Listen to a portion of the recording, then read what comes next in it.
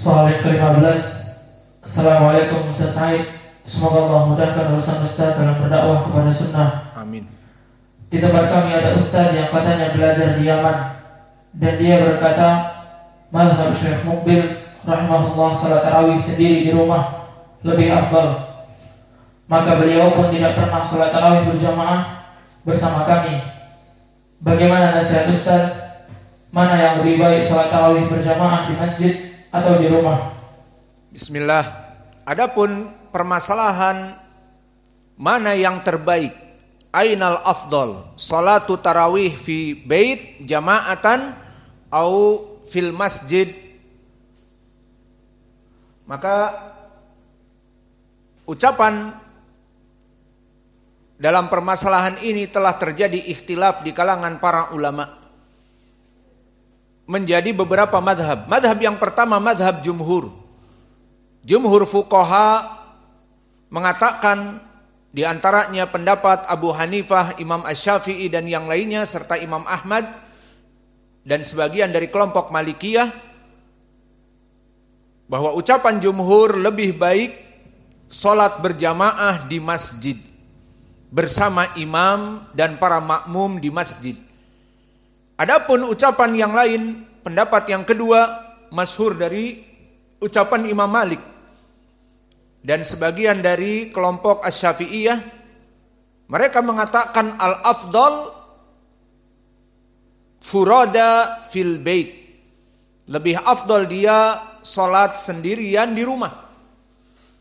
Dan pendapat yang ketiga, pendapat dari Abu Hanifah yang mengatakan salat tarawih jamaah fil masjid sunnah kifayah. Jadi bukan fardu kifayah tetapi sunnah kifayah. Dan pendapat yang keempat, pendapat dari kelompok Asy-Syi'ah Ar-Rafidhah. Adapun kelompok Asy-Syi'ah Ar-Rafidhah, mereka mengatakan salat tarawih hukumnya adalah bid'ah. Dulu Nabi meninggalkannya dan dihidupkan oleh Umar, dan Umar mengatakan nikmatul bid'ah hadhihi. Maka ini 4 pendapat tentang permasalahan salat tarawih di masjid atau di rumah, mana yang rajih. Maka yang rajih wallahu a'lam pendapat jumhur, bahwa salat tarawih yang lebih afdal di masjid berjamaah. Dan bagaimana menjawab dari pendapat terutama yang kedua dan tadi juga dari ucapan Syekh Mukbil, maka jawabannya ucapan Syekh Mukbil barakallahu fikum yang kami persaksikan sendiri waktu kami datang ke Yaman 97, maka Syekh Mukbil dalam setiap Ramadan dia keluar. Kami dapati salat jam 3 sampai menjelang fajar. Kadang-kadang saya berada di sebelahnya. Dan pada saat itu seperti biasa Ramadan diadakan salat berjamaah di masjid. Dan di sana karena semuanya tulabul ilm, Syekh memberikan fatwa lebih baik diakhirkan. Karena semuanya tulabul ilm, tidak ada yang merasa berkesusahan.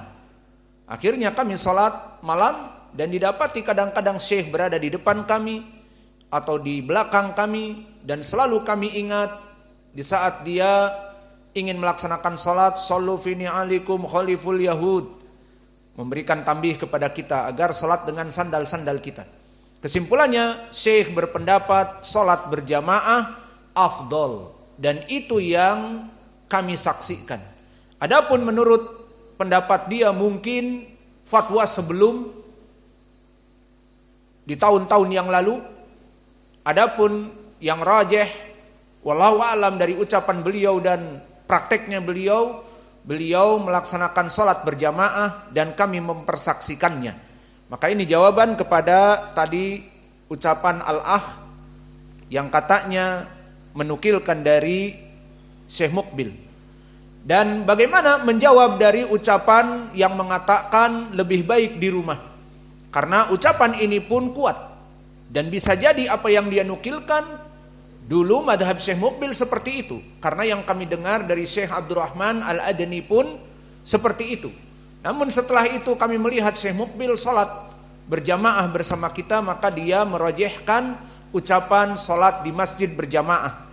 Lalu bagaimana membantah ucapan yang berpendapat seperti Imam Malik dan yang lainnya, al-afdal di rumah sendirian? Pertama, beristidlal agar kita insaf di dalam menjawab dari yang berseberangan madhab dengan kita. Maka Allah berfirman, i'dilu huwa aqrabu littaqwa. Maka berbuat adillah, karena dia itu mendekatkan kepada ketakwaan. Maka madhab kita di dalam permasalahan fikih, jika terjadi khilaf, pertama sebutkan khilafnya, berapa kelompok, kemudian berikan dalil-dalil dari kelompok tersebut, kemudian kita bantah satu persatu, kemudian kita rojihkan pendapat kita dan sebutkan pendalilan kita dengan sanad-sanad yang sahih. Itu jika kalian ingin insaf dalam permasalahan fikih. Maka tidak sembarangan menjadi seorang mufti, tidak sembarangan menjawab soal. Kalau hanya sekadar menjawab soal, oh perkara itu perkara yang ikhtilaf, yang rajih adalah demikian dan demikian, maka bisa jadi mendolimi pendapat yang lain, ditutup pendapat yang lain, langsung yang rajih demikian. Dan kalimat yang rajih maknanya ada khilaf, namun tidak disebutkan pendapat yang lain, maka di sini tidak insaf. Maka jadikanlah, biasakanlah dalam membahas fikih insaf. Jika ada khilaf sebutkan qad ukhtulifa fihi, telah terjadi ikhtilaf para ulama kepada 3 pendapat, 4 pendapat, sebutkan pendapat-pendapatnya. Kemudian setelah itu, jika ada dalil dari pendapat-pendapat itu makanya kuat, berikan, jelaskan pendalilannya, lalu dibantah, dan kita merojehkan pendapat pertama atau kedua atau ketiga, sebutkan dalilnya dengan hadis-hadis yang sahih. Maka mereka yang mendengar dari pendapat kita dan mengikuti pendapat kita, mereka mengikuti dengan ilmu tanpa taklid.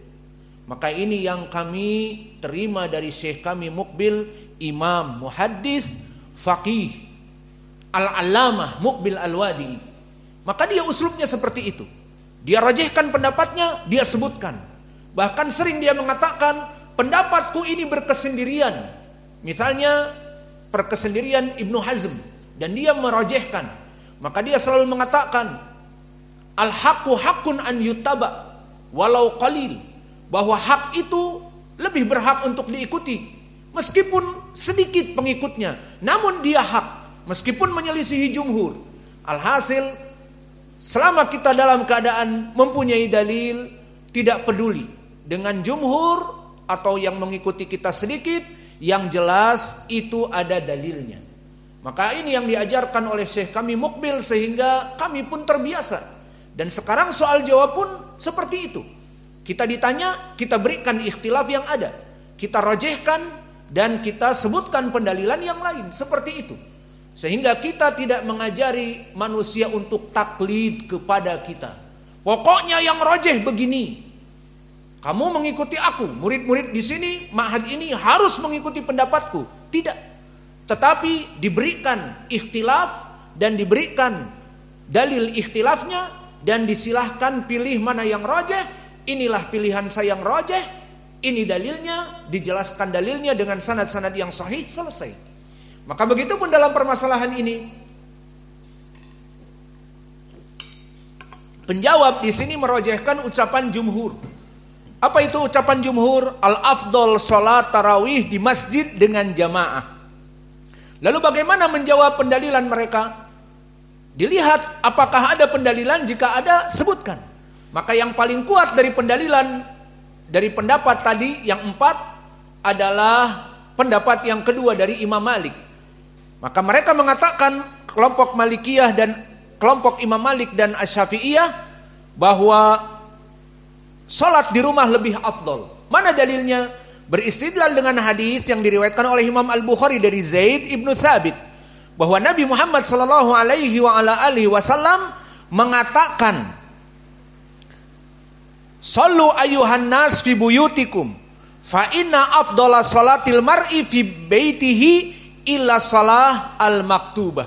Salatlah wahai kaum muslimin di rumah-rumah kalian. Karena sebaik-baiknya salat seseorang di rumahnya kecuali yang wajib. Lihat lafadznya. Salatlah kaum muslimin di rumah kalian. Karena sebaik-baiknya salat bagi seseorang di rumahnya kecuali salat wajib. Apa faidah di sini? Pertama, salat wajib harus berjamaah di masjid. Kedua, sebaik-baiknya salat di rumah kecuali salat yang wajib harus berjamaah di masjid. Faham? Nah, sekarang salat tarawih wajib apa tidak? Bukan wajib, sunnah. Berarti kalau begitu lebih baik, kata Nabi di sini, afdal di rumah kecuali salat yang wajib. Salat tarawih bukan wajib, berarti afdal di rumah. Ini wajah pendalilan yang pertama. Pendalilan yang kedua datang athar di Ashabi Sunan, datang dari Ibnu Umar. Berkata, usolli khalfal imam fi Ramadan. Qala ataqra'ul Qur'an? Qala na'am. Qala afatansitu ka'annaka himar? Sholli fi baitik. Datang seseorang kepada Ibnu Umar meminta fatwa. Apakah aku salat berjamaah di bulan Ramadan di belakang imam? Dikatakan oleh Ibnu Umar, apakah kamu menghafal Al-Quran? Tentu. Kalau begitu salatlah di rumahmu. Jangan diam seperti keledai. Dan di riwayat yang lain dari Nafi' Ibnu Umar, datang dari dua jalan dan sanadnya sahih, anahu kana la yaqumu ma'an nas fi syahri Ramadan. Bahwa Ibnu Umar madhabnya dulu tidak salat berjamaah di bulan Ramadan. Wa kana Salim wal Qasim la yaqumuna ma'an nas, dan diikuti oleh anak-anaknya. Salim dan juga Al-Qasim tidak salat dengan manusia dan sanadnya sahih. Maka bagaimana jawaban kita kepada pendalilan ini? Lihat jawabannya, agar kalian merojehkan ucapan sesuai dengan yang kita rojehkan dengan dalil dan dengan wajah pendalilan yang jelas. Ungdur ila hadis Zaid ibnu Thabit fil Bukhari. Mada qala Rasulullah sallallahu alaihi wasallam, "Shallu fi buyutikum fa inna afdhala salatil mar'i fi baitihi ila salatal maktubah." Salatlah kalian di rumah kalian, karena sebaik-baiknya salat bagi seluruh kaum muslimin di rumahnya kecuali yang wajib. Di sini dalil jelas, salat wajib tidak boleh di rumah. Ya apa tidak? Mafhum al-mukhalafah. Maka salat jamaah harus di masjid, tidak bisa di rumah. Namun di lafaz ini disebutkan sebaik-baiknya salat di rumah kecuali salat wajib. Disebutkan berarti salat tarawih sebaik-baiknya. Di sini pertanyaannya, istimbatnya, dari mana salat tarawih sebaik-baiknya di rumah? Maka kita katakan jawaban ini. Kita terima hadis ini karena hadis ini sahih diriwayatkan oleh Imam Al-Bukhari. Namun apakah fahamnya salat tarawih masuk kepadanya atau tidak? Maka di sini kita ingin membahas. Di sana ada salat yang bukan wajib tetapi disyariatkan di masjid. Coba sebutkan apa saja. Salat sunnah tetapi lebih baik dilaksanakan bukan di rumah. Salat apa saja? Dia salat sunnah. Pertama, salat gerhana. Tarawih itu. Salat gerhana pertama, biar gambarannya lebih jelas dulu. Maka salat gerhana di hadis tentang salat gerhana. Apa kata Nabi? Falyuballigh linnas as-shalah. Maka disebutkan as-shalatul jami'ah, as-shalatul jami'ah, as-shalatul jami'ah. Di masjid-masjid diserukan salat berjamaah, salat berjamaah. Saya mau tanya, salat gerhana wajib atau sunnah? Sunnah, bukan wajib. Sepakat. Taib. Lalu kenapa Nabi mengatakan salat berjamaah di masjid? Katanya lebih baik di rumah. Maka di sini kita katakan tidak semua yang namanya salat sunnah itu lebih baik di rumah, kecuali yang memang disyariatkan di masjid, maka lebih baik di masjid. Maka salat gerhana sunnah. Kemudian ada seseorang, aku mau salat di rumah. Kenapa? Kan Nabi mengatakan sallu fi buyutikum fa inna afdhala salatil mar'i fi baitih illal maktubah. Sholat di rumah kalian itu lebih baik kecuali sholat yang wajib. Maka sholat wajib 5 waktu harus di masjid berjamaah. Adapun sholat selain dari 5 waktu boleh di rumah. Dan lebih baik, kembali kepada permasalahan hadis ini, sholat kusuf, sholat gerhana. Apakah sholat gerhana disyariatkan di rumah? Tidak.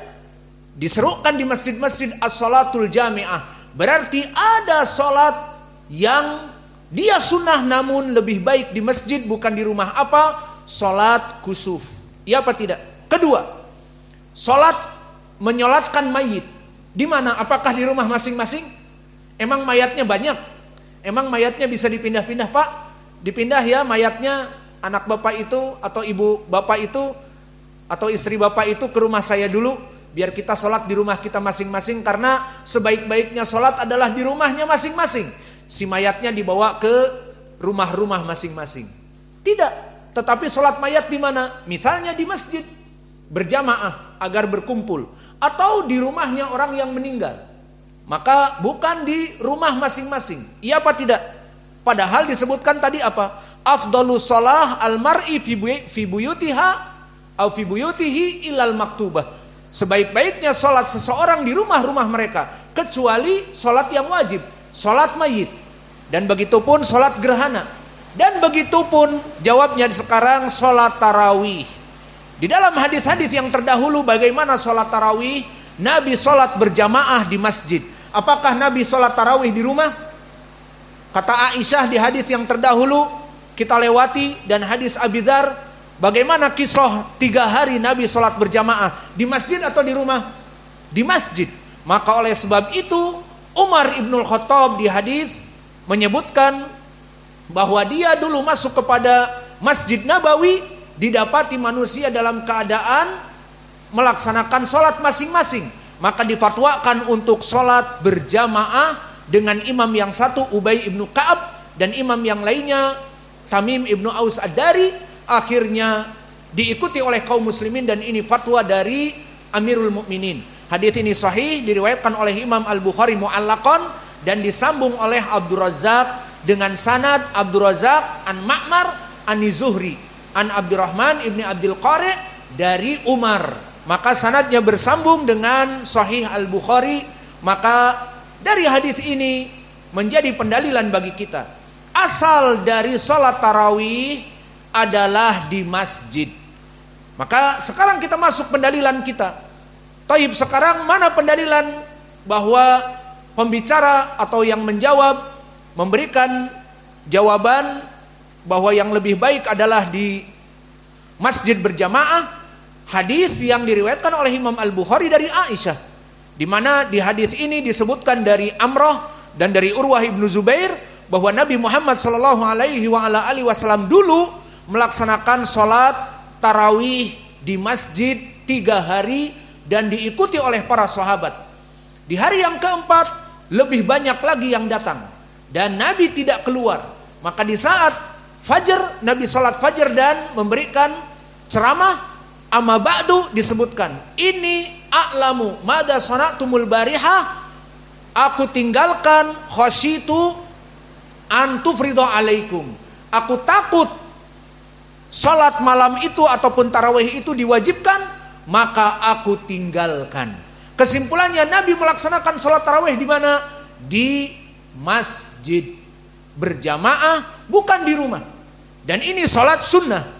Yang tadi kata Nabi sebaik-baiknya salat sunnah, namun Nabi melaksanakannya di masjid. Dan dalil yang lain di hadis Abi Dzar yang sahih diriwayatkan oleh Imam Abi Daud, yang mana disahihkan pula oleh Syekh kami Muqbil Al-Wadi'i, yang mana sanadnya bertumpu kepada Ibnu Abi Hind dari Abdurrahman, dari Ibnu Abi Hind, dari Jubair Ibnu Nufair, dari Abi Dzar, yang mana lafadznya berkata Rasulullah sallallahu alaihi wa ala alihi wasallam, man shala ma'al imam hatta yansharif husibalahu qiyamul lailatin. Barang siapa yang salat tarawih berjamaah dengan imam sampai imam selesai salam dan dia salam, maka dia mendapatkan pahala apa? Seakan-akan melaksanakan sholat tarawih 1 malam penuh begadang dalam sholat tarawihnya. Ini jelas. Apa kata Nabi? Barang siapa sholat tarawih bersama imam di masjid sampai selesai. Berarti sholat tarawih di masjid apa di rumah yang lebih baik? Di masjid. Datang nasnya dari Nabi. Dan dalil yang ketiga tadi, hadis Umar, bahwa Umar mengumpulkan para sahabat semua jadi Masjid Nabawi dengan imam yang satu di masjid, bukan di rumah. Kemudian setelah memfatwakan itu dikatakan nikmatul bid'ah hadihi, bahwa kenikmatan yang dulu pernah dilakukan oleh Nabi dan ditinggalkan, maka kenikmatan kebid'ahan ini telah dihidupkan kembali oleh Umar. Umar berpendapat bahwa dulu Nabi melaksanakannya di masjid dan ini sunnah, maka lebih baik dihidupkan kembali dan sampai zaman sekarang dihidupkan sunnah ini. Maka kesimpulannya mana yang rajih barakallahu fikum, salat berjamaah di masjid itu lebih rajih daripada salat berkesendirian di rumah dengan dalil-dalil yang tadi. Lalu bagaimana jawaban kepada mereka? Tadi kami sebutkan hadis Zaid ibnu Thabit bagi sholat-sholat yang sunnah yang memang disyariatkan tidak di masjid. Berarti sholat apa?